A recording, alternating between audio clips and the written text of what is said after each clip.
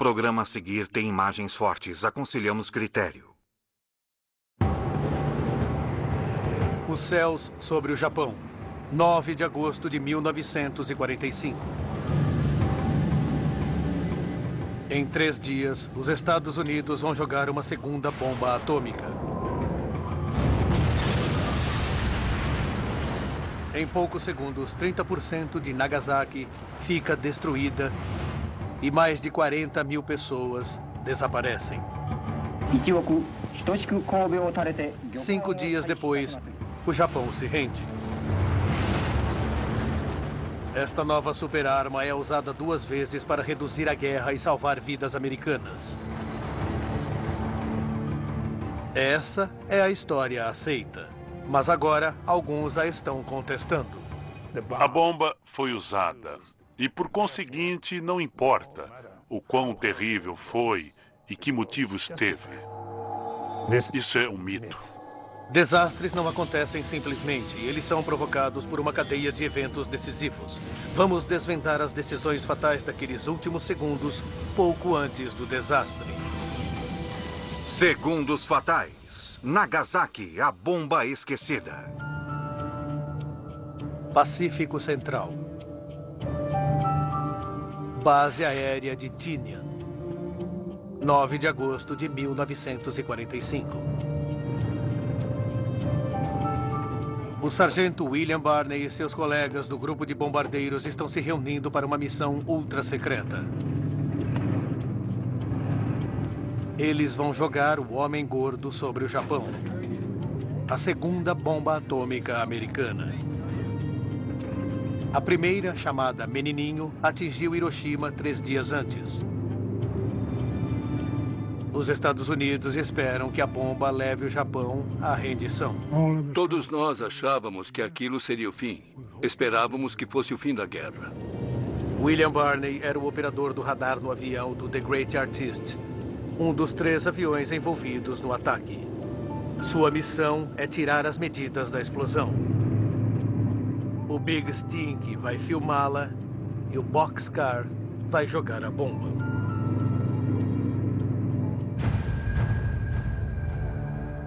2.500 quilômetros dali, nas ilhas do Japão. Durante 8 meses e meio, suas cidades principais foram destruídas quando as forças aéreas dos Estados Unidos executou vários bombardeios. Por todo o país, famílias como a de Sakui Shimohira estavam vivendo com medo do próximo ataque.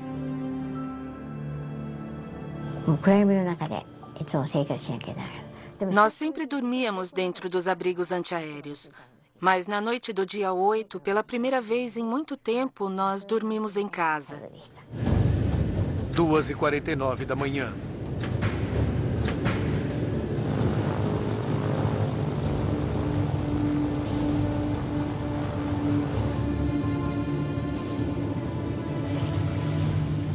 O B-29 Super Fortress Boxcar decola.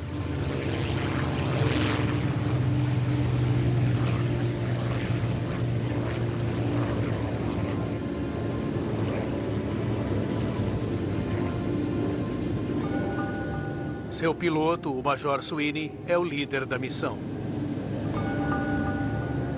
Behan é o homem encarregado de soltar a bomba.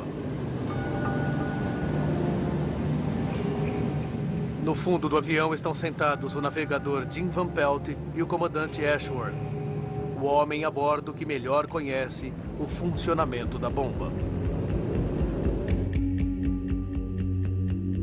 As tripulações se preparam para um voo de 5 horas. Primeiro, elas vão se reagrupar na ilha de Yakushima. Depois, vão viajar em comboio até o alvo, a cidade de Kokura.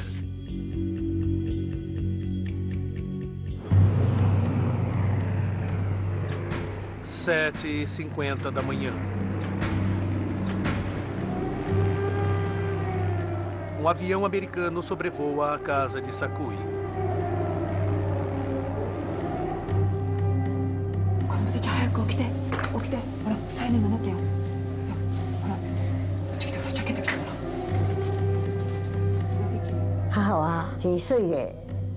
Minha mãe nos acordou e disse: vamos depressa para o abrigo antiaéreo, vamos ser bombardeados. Fomos avisados para não deixarmos o abrigo por nenhum motivo, nem voltarmos para casa.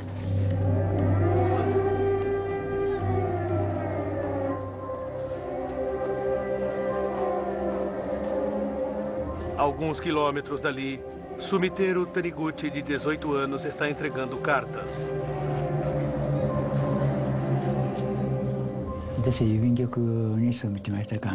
Quando a gente trabalha nos Correios, não dá para parar de trabalhar só porque os alarmes de ataque aéreo soaram. Eu não procurei refúgio em nenhum abrigo.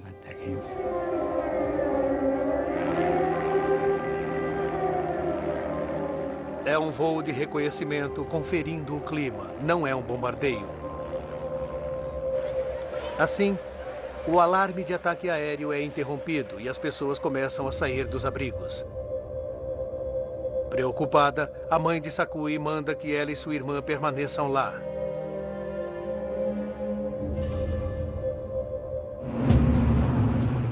Às 8h10 da manhã.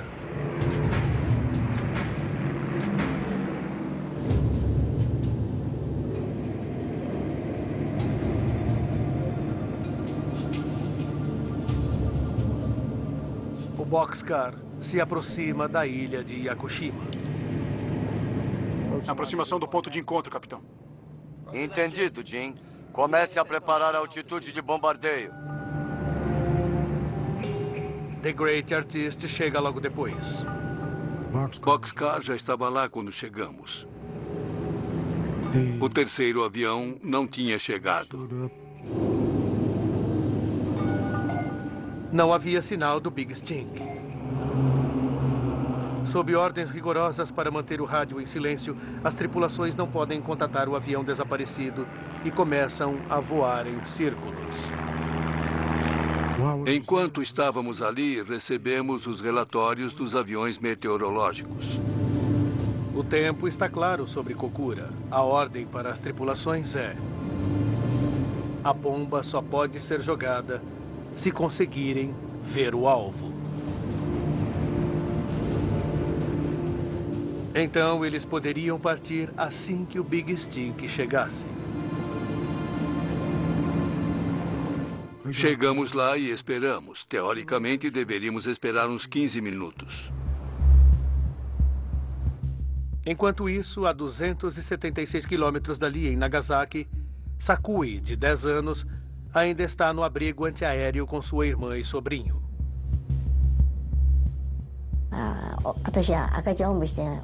Sentamos nas esteiras e nos sentimos muito aliviados. 8h50 da manhã. O Boxcar e o The Great Artist estão voando em círculos há 40 minutos. Um problema no tanque de combustível significa que a autonomia do Boxcar tem que se restringir. E é ele que está com a bomba, o homem gordo, em sua porta de liberação. Cada segundo que eles esperam queima combustível precioso. Informe o Hopkins. Hopkins, nenhum sinal do Big Stink ainda. Uma vez que o Big Stink só está transportando equipamento de filmagem, não é preciso que os outros dois aviões esperem por ele. Sweeney precisa tomar uma decisão. Que se dane, não podemos mais esperar. Ele então dá o sinal de liberado para o The Great Artist. Os dois aviões seguem para a cidade de Kokura, a 390 quilômetros dali. 9h20 da manhã.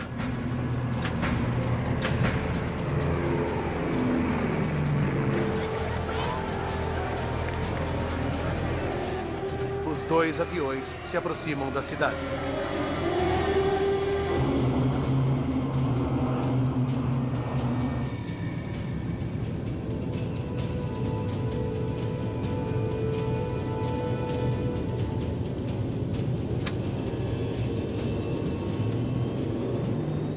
Quando chegamos a Kokura, o clima começou a mudar. 9h45 da manhã.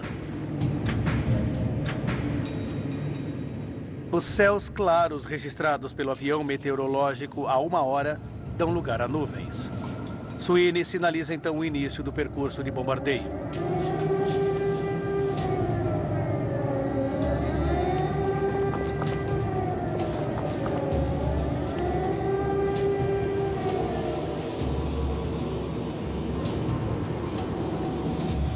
O alvo não está visível. Fizemos 3 aproximações e não conseguimos ver. 10h30 da manhã. Sweeney cancela o ataque a Kokura. A missão abortada lhes custou 45 minutos de combustível. Jim, leve-nos ao alvo secundário, Nagasaki. A 156 quilômetros de distância, Nagasaki é a cidade onde Sakui e Sumiteiro moram.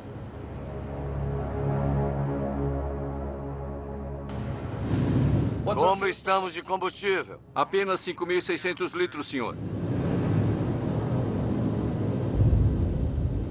Essa quantidade é apenas suficiente para alcançar Nagasaki e voltar em segurança para a base. Mas isso só se eles descarregarem a carga do avião. Eles precisam então jogar a bomba, não importando as condições do clima. Ashworth, você aceita uma leitura do radar se não conseguirmos ver o alvo?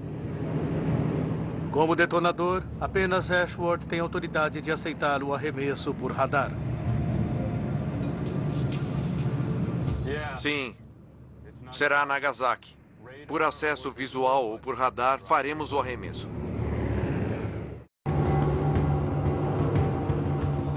10h55 da manhã. O Boxcar e o The Great Artist chegam a Nagasaki. Os bombardeiros são localizados, mas são confundidos com aviões meteorológicos americanos. Nenhum alarme é disparado e a cidade com 270 mil habitantes continua na normalidade. Sweeney sinaliza o início da aproximação de bombardeio guiada por radar.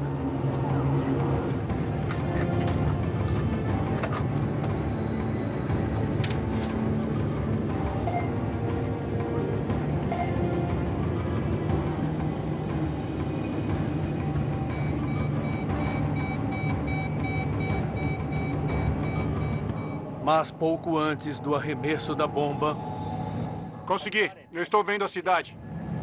Manda ver, Birra. A tripulação muda para bombardeio visual. 11h02 da manhã.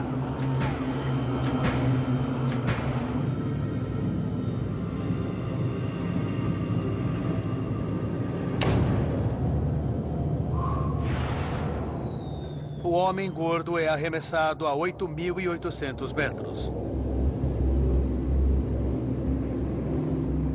Os dois aviões imediatamente fazem uma curva para escapar da explosão. Eu ouvi o ronco de um avião. Achei estranho, porque o alarme de ataque aéreo tinha sido desligado e quando olhei para trás...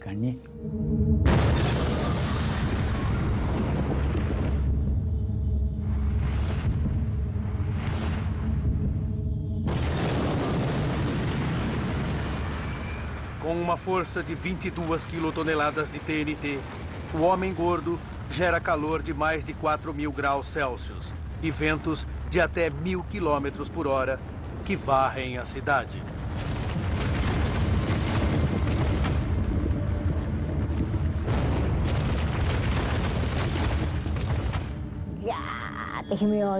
Eu soltei um grito forte. Eu só me lembro até aí.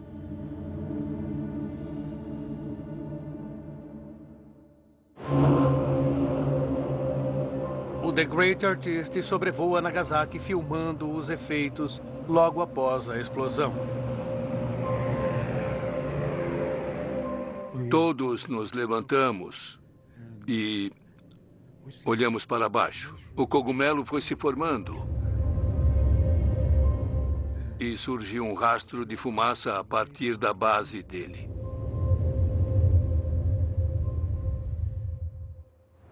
Em Nagasaki, silêncio absoluto. 6,7 quilômetros quadrados da cidade tinham sido reduzidos a entulho. Mais de 40 mil homens, mulheres e crianças foram vaporizados.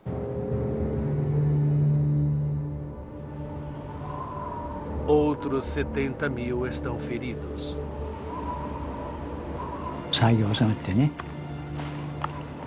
Eu me levantei e olhei em volta. Por onde eu passava, todas as casas estavam destruídas.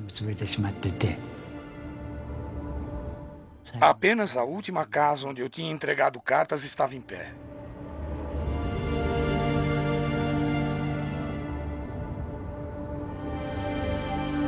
No abrigo, Sakui recobra a consciência. O túnel estava cheio de pessoas cujos olhos tinham saltado das órbitas e estavam pendurados ao lado dos narizes.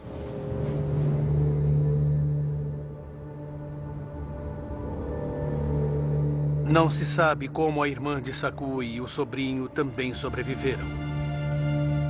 Ela pensa na mãe.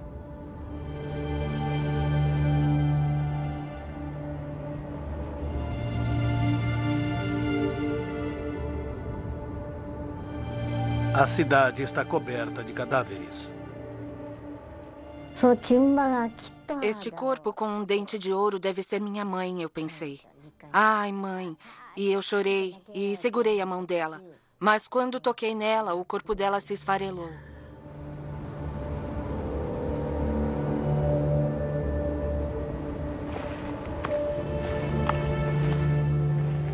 Subiteiro busca ajuda. E conforme ele andava, eu olhei para as minhas mãos e a pele de meu braço esquerdo, do cotovelo até os dedos, estava pendurada como se fosse um trapo. Tinha uma coisa preta grudada nas minhas mãos.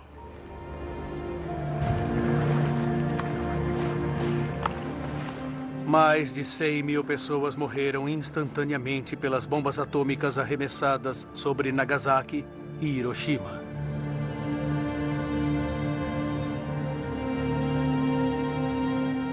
Nos meses e anos seguintes, milhares de japoneses morreram por causa da radiação liberada durante aqueles ataques.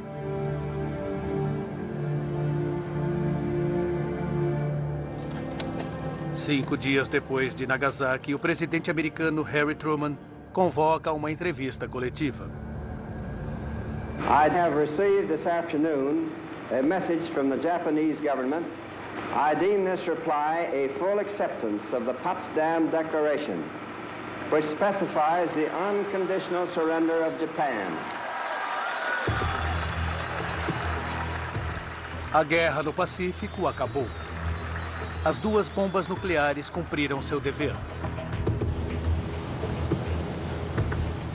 Os Estados Unidos afirmam que elas foram necessárias para impedir a invasão terrestre do Japão, o que poderia provocar a perda de muitas vidas de americanos. Esta se torna a história oficial. Mas depois de passar 10 anos analisando arquivos americanos, russos e japoneses, o historiador e escritor Tsuyoshi Hasegawa chegou a uma conclusão muito diferente. A bomba foi usada. E, por conseguinte, não importa o quão terrível foi e que motivos teve. Isso é um mito. Agora, revendo os eventos daquelas semanas fatídicas e analisando a fundo os arquivos, podemos descobrir a verdadeira história da bomba, seu efeito na rendição do Japão e o fim da Segunda Guerra Mundial.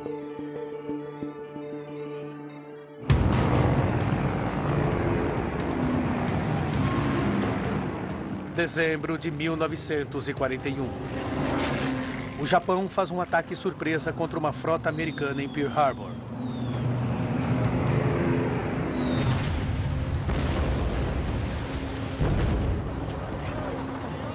2.402 soldados americanos morrem.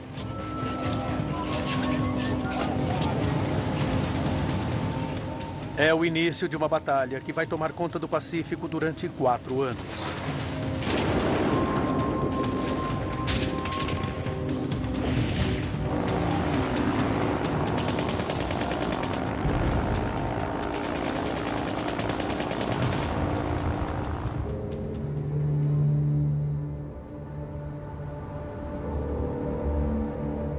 Essa guerra mata mais de 2 milhões de soldados e civis japoneses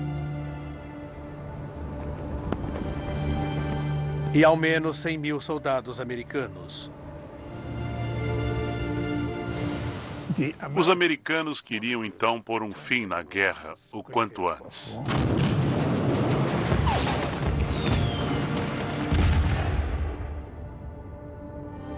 No final de 1944, as tropas americanas ocuparam as Ilhas Marianas.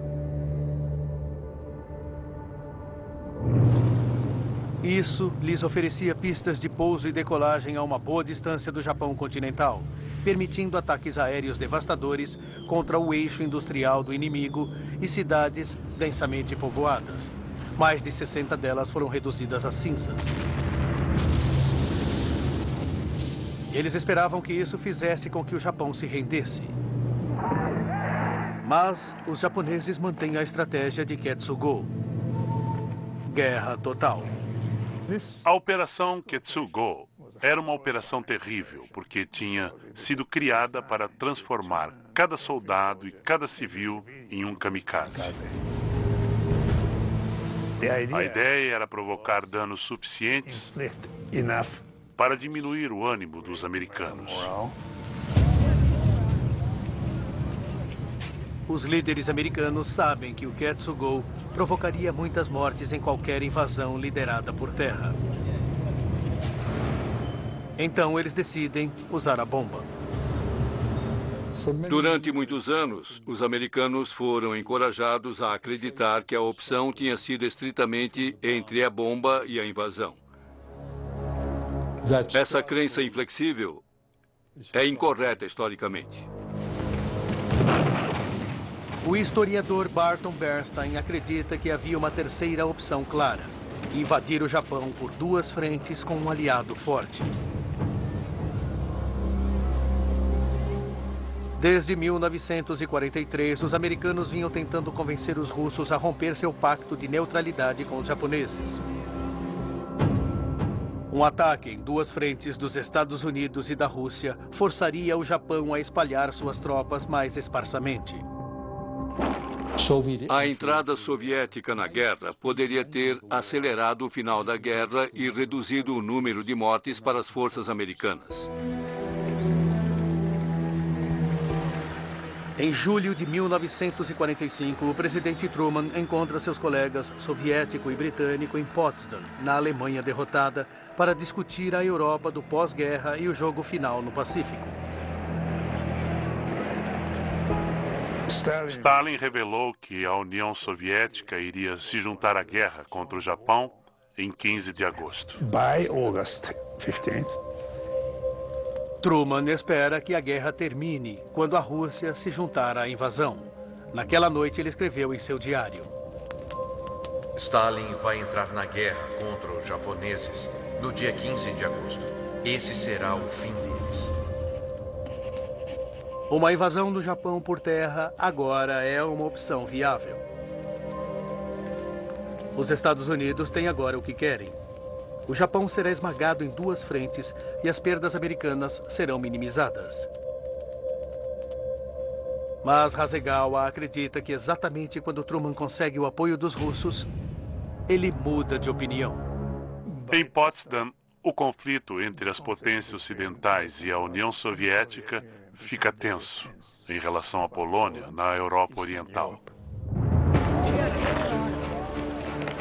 Depois da rendição da Alemanha em maio de 1945, as forças soviéticas se concentram na Europa Oriental.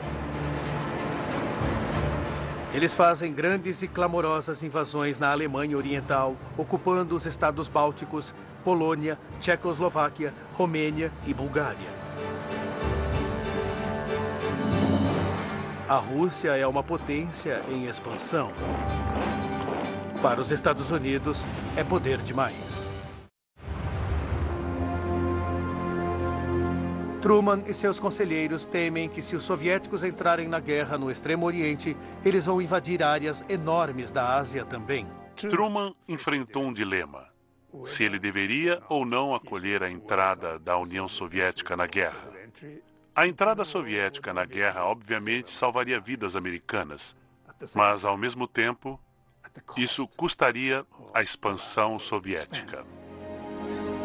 Truman fica preso a um aliado em quem ele não confia. Mas vê a oportunidade de acabar com a guerra antes da Rússia entrar nela e mostrar a eles que os Estados Unidos dominam a tecnologia militar com armas nucleares. Uma bomba está pronta para sair e outra está sendo testada no deserto do Novo México.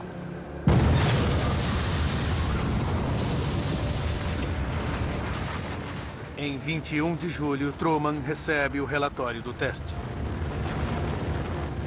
O teste foi muito mais bem sucedido do que eles esperavam. E Truman ficou muito animado.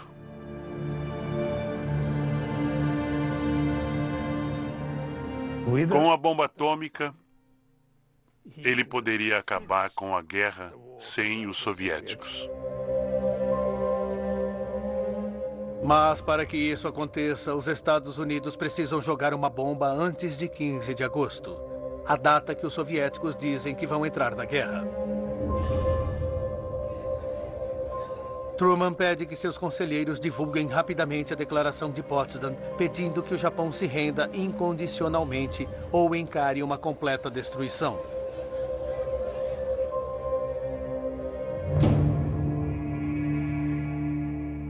Os líderes japoneses ignoram a declaração. Agora existe uma corrida entre a entrada soviética e a bomba atômica.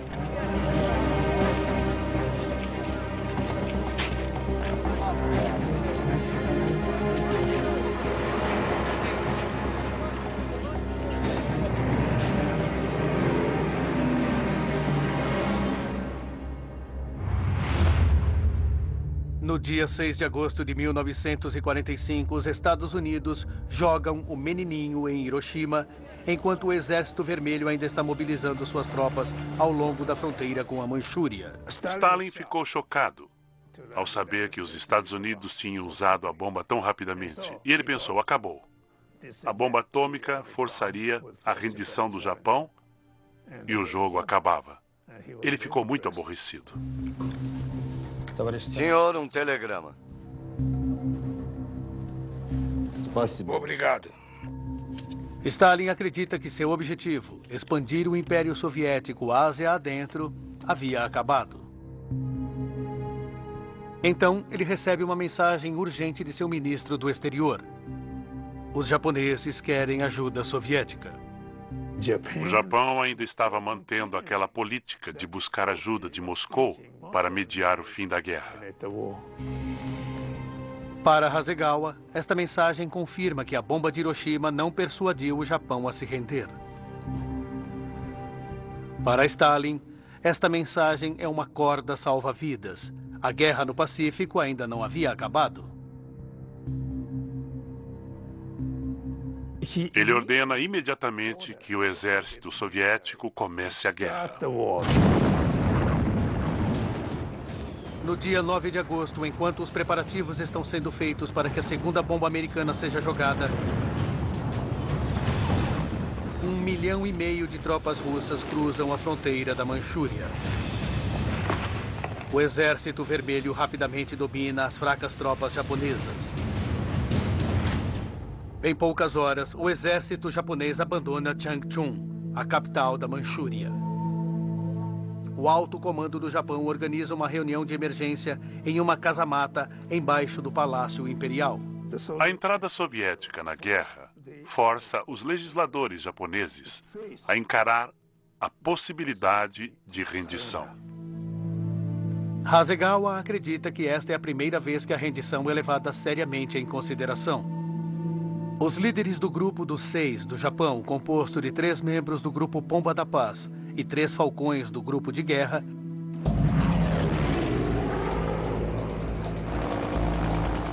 apesar de terem visto sua marinha destruída, sua força aérea dizimada, suas tropas morrerem aos milhares, centenas de milhares de civis morrendo nos bombardeios, e a bomba de Hiroshima recusam a rendição. Todo mundo teve de se sacrificar para a guerra. Se houve mortes, é uma pena, mas faz parte da guerra. Mas o obstáculo principal para o grupo dos 6 são os termos americanos. Our command has been, and it remains, unconditional surrender. Eles temem que isso possa significar o fim de sua dinastia imperial, a personificação da soberania e a identidade do Japão. Eles interpretam rendição incondicional com a destruição do sistema imperial. E isso eles não conseguem aceitar. O grupo dos 6 está desesperado para manter o imperador e o sistema imperial. Mas os falcões e as bombas da paz seguem estratégias diferentes para garanti-lo. O partido de guerra planeja provocar tanto dano nos americanos com Ketsugo que eles chegariam a um acordo sobre os termos de rendição. O Partido da Paz tenta mediar a paz através dos russos. Mas quando os soviéticos invadem o Japão, os dois planos falham. A entrada soviética na guerra destruiu totalmente a esperança do Partido da Paz em acabar com a guerra através da mediação soviética. Para o exército, aquilo destruiu a esperança de dar prosseguimento à defesa do Japão, porque eles não estavam preparados para lutar uma guerra frontal. Enquanto o Exército Vermelho avança, Boxcar está voando.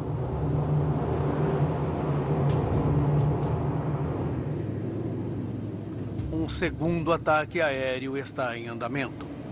Em Tóquio, o Partido da Guerra ainda está rebelde. Eles concordam relutantemente que a rendição pode ser inevitável, mas não pode ser incondicional. Para o Partido da Paz, atribuir condições seria equivalente a continuar a guerra, porque aquilo jamais seria aceito pelos Estados Unidos. O Boxcar e o The Great Artist chegaram a Nagasaki às 10h56 da manhã. Eles começam uma aproximação de bombardeio. Na Casa-Mata Imperial, as discussões estão em andamento. Consegui. Estou vendo a cidade. Manda ver, Birra. A discussão entre o Partido da Guerra e o da Paz se aquece.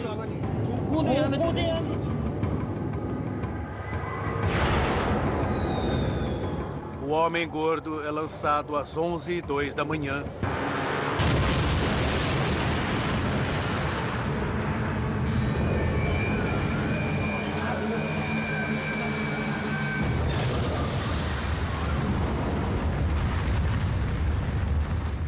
E explode a 3,2 quilômetros do centro de Nagasaki.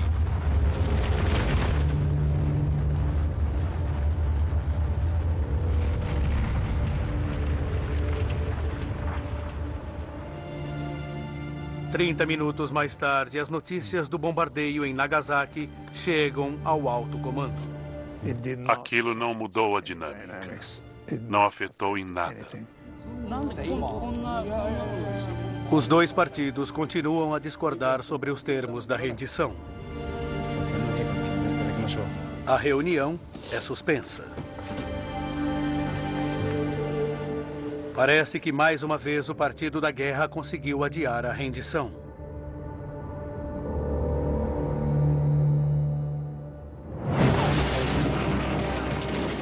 Entretanto, Hasegawa descobre que a invasão soviética provoca um impacto grande no Partido da Paz. O Exército Vermelho se aproxima rapidamente do Japão continental. O Partido da Paz acredita que a continuidade da guerra provavelmente trará efeitos devastadores para o sistema imperial. O comunismo e o imperialismo não são compatíveis. Sob a influência soviética, o sistema imperial vai perecer. O Partido da Paz acredita que, por mais pragmático que os americanos sejam, pode haver com eles mais chances de manter o imperador japonês depois da rendição do que com os soviéticos revolucionários. E assim, eles se voltam à única pessoa que pode impor a rendição ao exército, o imperador.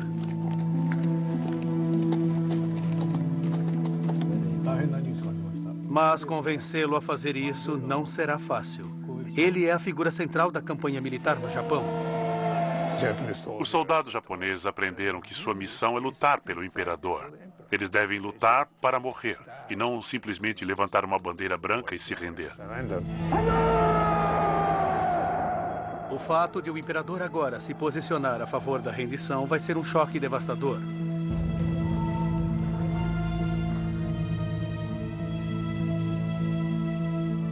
Às 10 horas do dia 14 de agosto, o alto comando se reúne na casamata imperial.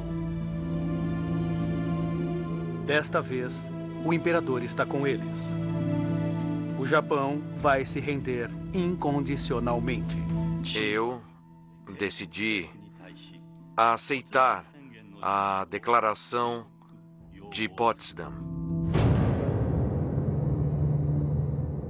Aquilo era um golpe para o Partido da Guerra.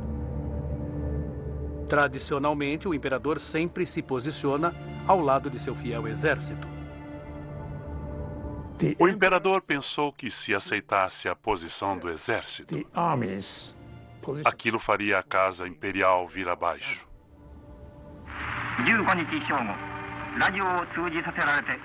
No dia 15 de agosto de 1945, o imperador Hirohito anuncia sua decisão ao povo.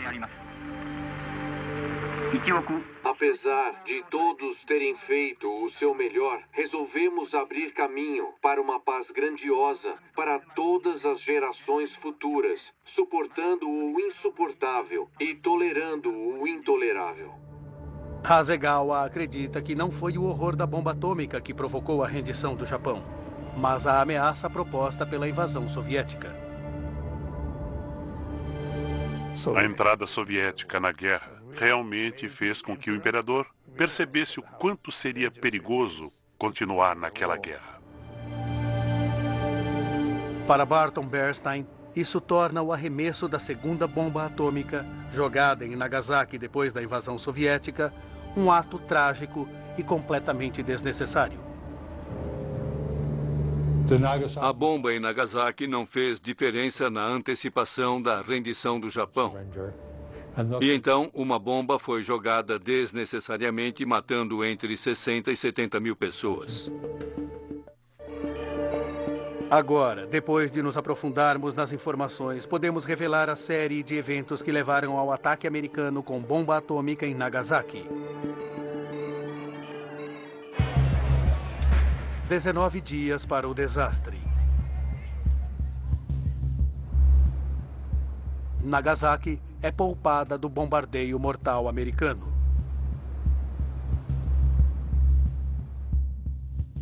Enquanto Sakui Shimohira e sua irmã dormem profundamente, o presidente Truman recebe um relatório confirmando que os Estados Unidos possuem bombas atômicas viáveis.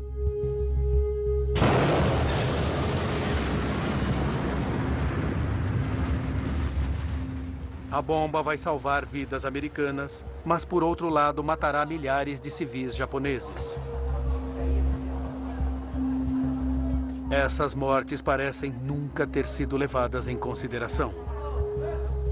Se analisarmos os arquivos, não vamos achar nenhuma consideração de Truman, ou do secretário de guerra Stimson, ou de pessoas próximas a esses homens, levantada em relação a se a bomba deveria ser usada. 3 dias para o desastre. Em 6 de agosto de 1945, a primeira bomba atômica americana é jogada em Hiroshima. Em apenas um instante, 80 mil pessoas morrem. 2 dias para o desastre. Os líderes japoneses ainda estão desesperados para saber se a União Soviética pode mediar uma pausa na hostilidade em vez do Japão se render incondicionalmente.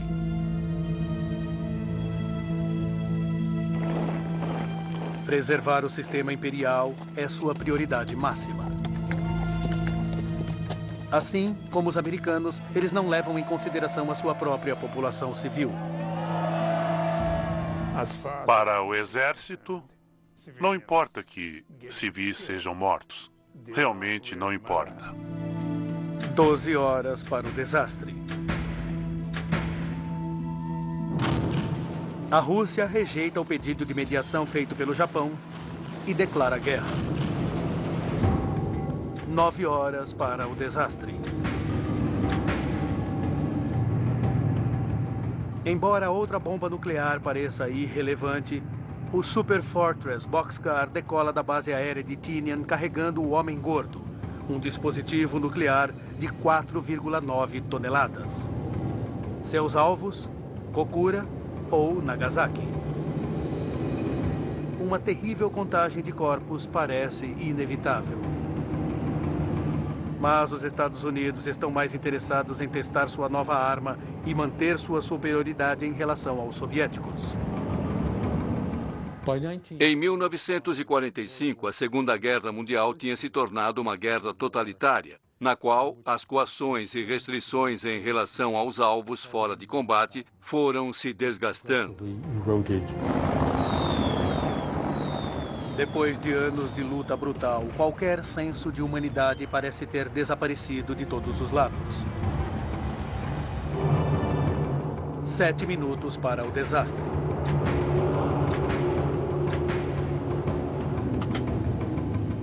Boxcar começa seu voo de bombardeio sobre Nagasaki.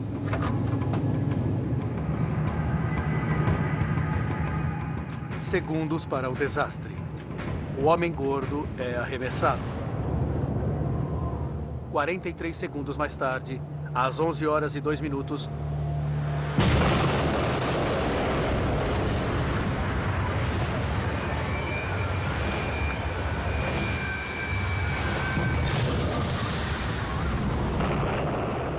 o Homem Gordo explode.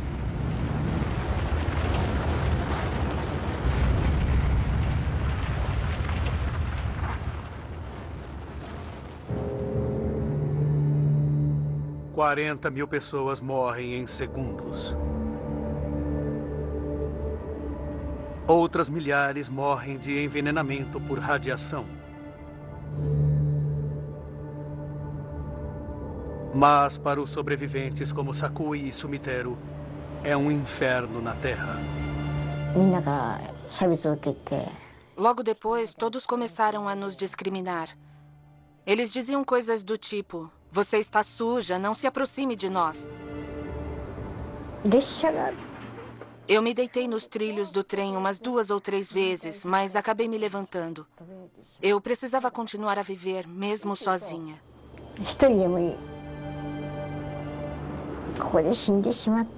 Se eu morrer aqui, não haverá mais ninguém para colocar flores nos túmulos dos outros.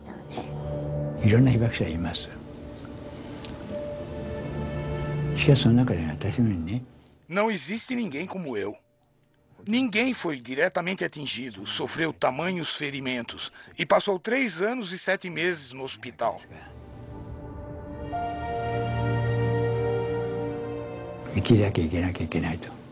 Eu preciso ver o fim das armas nucleares com meus próprios olhos. Eu preciso viver até lá.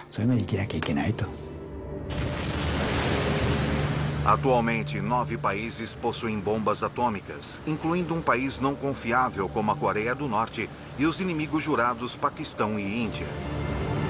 O arsenal mundial é composto por aproximadamente 20.000 dispositivos. Isso é suficiente para matar toda a população humana várias vezes.